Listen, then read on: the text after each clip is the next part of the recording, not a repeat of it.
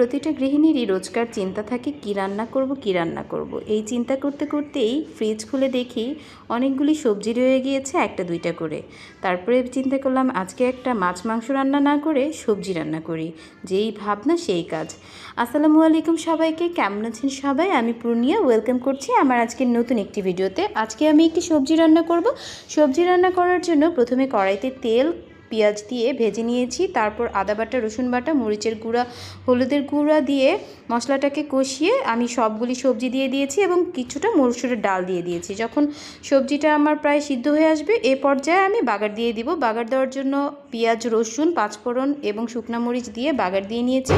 সর্বশেষ ধনিয়া পাতা দিয়ে আরও কিছুক্ষণ রান্না করে সবজিটা যখন হয়ে আসবে কিছুটা, তারপর আমি নামিয়ে ফেলবো। আমার সবজিটা প্রায় হয়ে এসেছে। এটাই ছিল আমার আজকের ভিডিওটি যদি ভালো লাগে অবশ্যই লাইক করবেন, কমেন্ট করবেন, শেয়ার করবেন, ফলো দিবেন, পাশে থাকবেন।